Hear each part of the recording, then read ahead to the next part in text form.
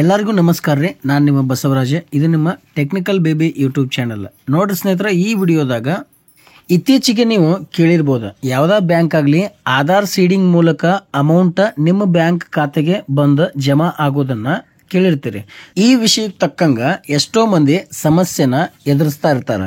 So ಹಾಗಾಗಿ ಈ ವಿಡಿಯೋದೊಳಗ Aadhaar seeding ಮೂಲಕ ಅಮೌಂಟನ್ನು ನಮ್ಮ ಬ್ಯಾಂಕ್ ಖಾತೆಗೆ ಪಡಿಬೇಕಾದ್ರೆ ನಾವು ಯಾವ ಬ್ಯಾಂಕ್ ಖಾತೆಯನ್ನು ಹೊಂದೋದು ಸೂಕ್ತ ಅನ್ನೋದನ್ನು ಈ ವಿಡಿಯೋದೊಳಗೆ ನಿಮಗೆ ತಿಳಿಸ್ತೀನಿ ಸ್ನೇಹಿತರೆ. ಇಲ್ಲಿ ನಿಮಗೆ ಸ್ಕ್ರೀನ್ ಒಳಗೆ ಕಾಣ್ತಾ ಇರುವಂಗ ಭಾರತದ ಹೆಮ್ಮೆ ಇಂಡಿಯನ್ ಪೋಸ್ಟ್ ಎಷ್ಟೋ ವರ್ಷದಿಂದ ಭಾರತದ ನಾಗರಿಕರಿಗೆ ಸೇವೆಯನ್ನು ಸಲ್ಲಿಸ್ತಕ್ಕಂಥ ಕೆಲಸವನ್ನು ಮಾಡಿದೆ. ಸ್ನೇಹಿತರೆ, ನಿಮಗೆ ಗೊತ್ತಿರಲಿ, ಇಂಡಿಯನ್ ಪೋಸ್ಟ್ ಪ್ರಸ್ತುತ ವಾರ್ಷಿಕವಾಗಿ 24,000 ಕೋಟಿಯಷ್ಟು ಬಜೆಟ್ ಅನ್ನು ಹೊಂದಿರತಕ್ಕಂಥದ್ದು. ಭಾರತೀಯ ಹೆಮ್ಮೆ ಅಂತ ಯಾಕೆ ಹೇಳೋದಪ್ಪ ಅಂದ್ರೆ, ಇದು ಪ್ರಾರಂಭವಾಗಿ ಎಷ್ಟು ವರ್ಷ ಕಳೆದು ಅನ್ನೋದನ್ನ ನೀವೇ ವಿಚಾರ ಮಾಡಿ.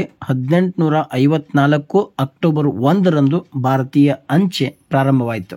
ಅಂದ್ರೆ ಇಲ್ಲಿಗೆ ಸುಮಾರು 170 ವರ್ಷಗಳವರೆಗೆ ಇತಿಹಾಸವನ್ನು ಹೊಂದಿರತಕ್ಕಂಥದ್ದು ಭಾರತೀಯ ಅಂಚೆ. ಅಲ್ಲಿಂದ ಇಲ್ಲಿಯವರೆಗೆ ಅತ್ಯುನ್ನತವಾದ ಸೇವೆಗಳನ್ನು ನಾಗರಿಕರಿಗೆ ಕೊಡ್ತಾ ಬಂದಿದೆ. ಅದಲ್ಲದೆ ಇದೇ ವರ್ಷ 2024 ವರ್ಷದ ಡಿಜಿಟಲ್ ಬ್ಯಾಂಕ್ ಅನ್ನೋ ಒಂದು ಅತ್ಯುನ್ನತ ಪ್ರಶಸ್ತಿಯನ್ನ ತನ್ನತ್ತ ಬಾಚಿಕೊಂಡಿದೆ. ಈ ಭಾರತೀಯ ಅಂಚೆಯ ಇಂಡಿಯನ್ ಪೋಸ್ಟ್ ಪೇಮೆಂಟ್ ಬ್ಯಾಂಕ್ನ ಅಕೌಂಟನ್ನು ಹೊಂದೋದ್ರಿಂದ ಪಿಂಚಣಿದಾರರು ಮತ್ತು ಯಾವುದೇ ಸರ್ಕಾರದ ಹಣವನ್ನು ಸ್ವೀಕರಿಸತಕ್ಕಂಥ ಆಧಾರ್ ಸೀಡಿಂಗ್ ಪೇಮೆಂಟ್ನ ವಿಧಾನವನ್ನು ಇಲ್ಲಿ ಅಚ್ಚುಕಟ್ಟಾಗಿ ಪಾಲಿಸಲಾಗ್ತದೆ. ಈ ಇಂಡಿಯನ್ ಪೋಸ್ಟ್ ಪೇಮೆಂಟ್ ಬ್ಯಾಂಕ್ನ ಅಕೌಂಟನ್ನು ಹೊಂದೋದ್ರಿಂದ ಏನೇನು ಪ್ರಯೋಜನಗಳು ಅದಾವ ಅನ್ನೋದನ್ನು ಈಗ ನೋಡೋಣ. ಈ ಇಂಡಿಯನ್ ಪೋಸ್ಟ್ ಪೇಮೆಂಟ್ ಬ್ಯಾಂಕ್ನಲ್ಲಿ ನಿಮ್ಮ ಖಾತೆಯನ್ನು ಕ್ಷಣಾರ್ಧದಲ್ಲಿ KYC ಯೊಂದಿಗೆ ರಚನೆ ಮಾಡಲಾಗ್ತದೆ. DBT ಖಾತೆಯನ್ನು ತೆರೆಯುವವರು ಈ ಕಾರ್ಡಿನ ಉಪಯೋಗವನ್ನು ಪಡೆದುಕೊಳ್ಳಬಹುದು. ಶಾಲಾ ಕಾಲೇಜು ವಿದ್ಯಾರ್ಥಿಗಳು ಸ್ಕಾಲರ್ಶಿಪ್ ಪಡೆದುಕೊಳ್ಳಲು ಅತಿ ಉಪಯುಕ್ತವಾಗಿರ್ತದೆ. 10 ವರ್ಷ ಮೇಲ್ಪಟ್ಟ ಎಲ್ಲರಿಗೂ ಈ ಖಾತೆಯನ್ನು ಮಾಡಿಕೊಡಲಾಗ್ತದೆ. ಈ ಖಾತೆಯು ಆಧಾರ್ ಸೀಡಿಂಗ್ ಆಧಾರಿತವಾಗಿದ್ದು ತಕ್ಷಣವಾಗಿ ಈ ಖಾತೆ ನಿಮ್ಮ ಆಧಾರ್ ಲಿಂಕನ್ನು ಹೊಂದಿರುತ್ತದೆ. ಸರ್ಕಾರದಿಂದ ಯಾವುದೇ ಯೋಜನೆಗಳನ್ನು ಪಡೆಯಲು ಈ ಬ್ಯಾಂಕ್ ಖಾತೆಯು ಅತಿ ಮಹತ್ವವನ್ನು ಹೊಂದಿರುತ್ತದೆ. ಈ ಖಾತೆಯನ್ನು ಒಮ್ಮೆ ತೆರೆದರೆ ಸಾಕು, ಮರಳಿ ನೀವು KYC ಮಾಡುವ ಅಗತ್ಯವನ್ನು ಹೊಂದಿರುವುದಿಲ್ಲ. ನಿಮಗೆ ಒಂದು ಉದಾಹರಣೆಯನ್ನು ಹೇಳಬೇಕಪ್ಪ ಅಂದರೆ, ಪ್ರಧಾನಮಂತ್ರಿ ಮಾತೃವಂದನಾ ಯೋಜನೆಯ ಪ್ರಯೋಜನಕಾರಿ ಶಿಬಿರದಲ್ಲಿ ನಿನ್ನೆ ನಾನು ಪಾಲ್ಗೊಂಡಿದ್ದೆ. ಇಂಡಿಯನ್ ಪೋಸ್ಟ್ ಪೇಮೆಂಟ್ ಬ್ಯಾಂಕ್ನ SBPRM ಖಾತೆಗಳನ್ನು ನಾವು ನಿನ್ನೆ ಹೊಸದಾಗಿ ಮುಧೋಳ್ನ ತಹಸೀಲ್ದಾರ್ ಆಫೀಸ್ನಲ್ಲಿ ಹಲವಾರು ಮಹಿಳೆಯರಿಗೆ ಹೊಸ ಖಾತೆಗಳನ್ನು ತೆರೆದುಕೊಡಲಾಯಿತು. ಕಾರಣ ಏನಪ್ಪಾ ಅಂದ್ರೆ, ಈಗಾಗಲೇ ಅವರು ಬೇರೆ ಬೇರೆ ಬ್ಯಾಂಕ್ಗಳಲ್ಲಿ ತಮ್ಮ ಬ್ಯಾಂಕ್ ಖಾತೆಗಳನ್ನು ತೆರೆದಿದ್ದಾರೆ. ಆದ್ರೆ ಅವು ಯಾವ ಆಧಾರ್ ಕಾರ್ಡಿಗೆ ಕರೆಕ್ಟಾಗಿ ಸೀಡಿಂಗ್ ಆಗಿಲ್ಲ ಮತ್ತು ಅಮೌಂಟ್ ಅವರ ಬ್ಯಾಂಕ್ ಖಾತೆಗೆ ಜಮೆ ಆಗ್ತಾ ಇಲ್ಲ. ಈ ಕಾರಣದಿಂದ ನಾವು ಈ ಎಲ್ಲ ಮಹಿಳೆಯರಿಗೆ SBPRM IPPB ಪೋಸ್ಟ್ ಬ್ಯಾಂಕ್ನ ಖಾತೆಗಳನ್ನು ತೆರೆಯಲಾಯಿತು. ಹಾಗಾದ್ರೆ ಬರ್ರಿ ಸ್ನೇಹಿತರೆ, ಈ ವಿಡಿಯೋದಾಗ ಈ IPPB ಪೋಸ್ಟ್ ಬ್ಯಾಂಕ್ನ SBPRM ಬ್ಯಾಂಕ್ ಖಾತೆ ಯಾವ್ಯಾವ ಫೆಸಿಲಿಟಿಯನ್ನು ಹೊಂದಿರ್ತತಿ ಅನ್ನೋದನ್ನ ಈ ವಿಡಿಯೋದೊಳಗೆ ನೋಡೋಣ. IPPB ಪೋಸ್ಟ್ ಬ್ಯಾಂಕ್ನ ಪ್ರೀಮಿಯಂ ಉಳಿತಾಯ ಖಾತೆಗಾಗಿ ಸೇವಾ ಶುಲ್ಕಗಳು ಈ ರೀತಿಯಾಗಿರ್ತಾವ. ಅರ್ಹತೆ ಏನಪ್ಪಾ ಅಂದ್ರೆ, ವ್ಯಕ್ತಿ 10 ವರ್ಷ ಮೇಲ್ಪಟ್ಟ ವ್ಯಕ್ತಿಯಾಗಿರಬೇಕು ಮತ್ತು ಅವರಿಗೆ KYC ಮಾಡ್ತಕ್ಕಂಥ ಅಬಿಲಿಟಿ ಇರಬೇಕಾಗ್ತದೆ. ಇಲ್ಲಿ ಖಾತೆ ತೆರೆಯುವಿಕೆ ಮತ್ತು ಚಂದಾದಾರಿಕೆಯ ಶುಲ್ಕಗಳು ವರ್ಷಕ್ಕೆ 149 ರೂಪಾಯಿ ಪ್ಲಸ್ GSTಯನ್ನು ಹೊಂದಿರ್ತದೆ. ವಾರ್ಷಿಕ ನವೀಕರಣ ಶುಲ್ಕ ಇಲ್ಲಿ 99 ರೂಪಾಯಿ ಪ್ಲಸ್ GSTಯನ್ನು ಹೊಂದಿರ್ತದೆ. ಈ IPPBಯ ಪೋಸ್ಟ್ ಬ್ಯಾಂಕ್ ಅನ್ನ ನೀವು ಪ್ರಾರಂಭಿಕವಾಗಿ ಠೇವಣಿಯನ್ನ ಇಡ್ತಕ್ಕಂತ ಹಣ 200 ರೂಪಾಯಿ ಆಗಿರ್ತದೆ.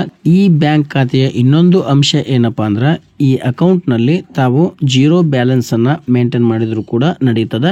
ಆದ್ರೆ ಒಂದು ವರ್ಷಕ್ಕೆ ಇಂತಿಷ್ಟು ಅಂತೇಳಿ ತಾವು 200 ರೂಪಾಯಿಯನ್ನಾದ್ರೂ ಡಿಪಾಸಿಟ್ ಮಾಡಲೇಬೇಕಾಗ್ತದೆ.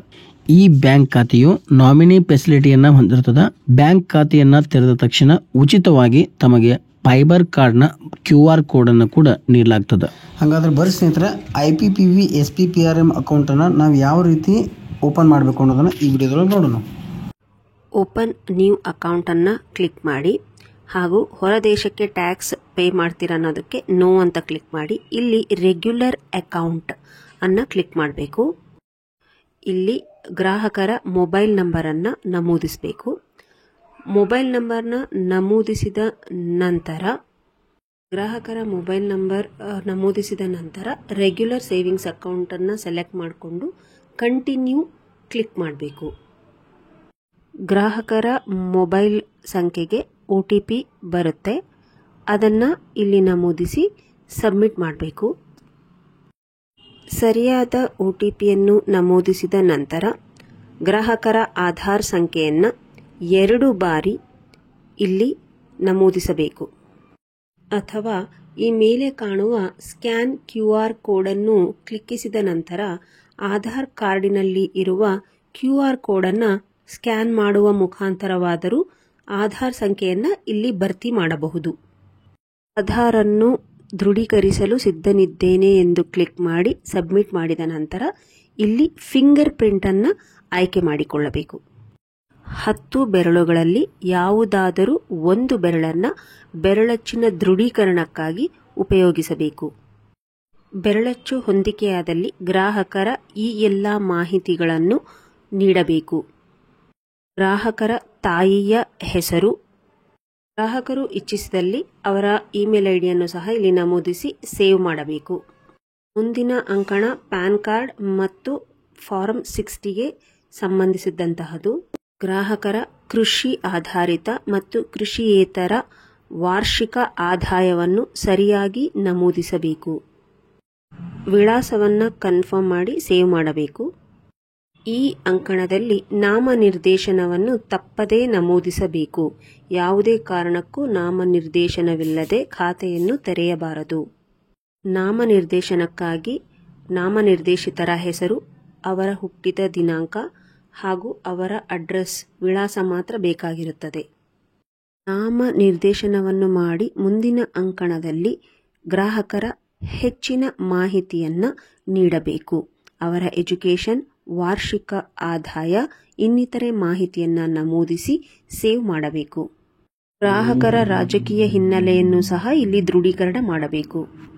ಮುಂದಿನ ಅಂಕಣದಲ್ಲಿ ಆಧಾರ್ ಸೀಡಿಂಗ್ ಅನ್ನು ಸರಿಯಾದ ರೀತಿಯಲ್ಲಿ ಮಾಡಬೇಕು. ಎರಡನೆಯ ಆಯ್ಕೆ ಚೇಂಜ್ ದ DBT ಮ್ಯಾಪಿಂಗ್ ಅನ್ನು ಸೆಲೆಕ್ಟ್ ಮಾಡಿಕೊಂಡು ನಂತರ ವೆರಿಫೈ ಅನ್ನು ಕ್ಲಿಕ್ ಮಾಡಿದ ನಂತರ ಬೆರಳಚ್ಚನ್ನು ಕೇಳುತ್ತದೆ. ಗ್ರಾಹಕರ ಬೆರಳಚ್ಚನ್ನು ದೃಢೀಕರಿಸಿದಾಗ ಇನ್ ಕೇಸ್ ಬೇರೆ ಬ್ಯಾಂಕಿನಲ್ಲಿ ಆಧಾರ್ ಸೀಡ್ ಆಗಿದ್ದರೆ ಆ ಬ್ಯಾಂಕಿನ ಹೆಸರು ಇಲ್ಲಿ ಡಿಸ್ಪ್ಲೇ ಆಗುತ್ತೆ. ಇನಿಷಿಯಲ್ ಡೆಪಾಸಿಟ್ ಅಮೌಂಟ್ ಯಾವಾಗಲೂ 0 ಆಗಿರುತ್ತದೆ. ಎಲ್ಲ ಮಾಹಿತಿಯನ್ನು ನಮೂದಿಸಿದ ನಂತರ ಸೇವ್ ಮಾಡಿ ಕಂಟಿನ್ಯೂ ಕೊಟ್ಟಾಗ ನೀವು ನಮೂದಿಸಿದ ಹಾಗೂ ಆಧಾರ್ ಸರ್ವರ್ ಇಂದ ಫೆಚ್ ಆದಂತಹ ಮಾಹಿತಿ ಇಲ್ಲಿ ಡಿಸ್ಪ್ಲೇ ಆಗುತ್ತದೆ. ಅದನ್ನು ಗ್ರಾಹಕರಿಗೆ ತೋರಿಸಿ ಅವರ ಬೆರಳಚ್ಚಿನೊಂದಿಗೆ ಮತ್ತೊಮ್ಮೆ ದೃಢೀಕರಿಸಬೇಕು.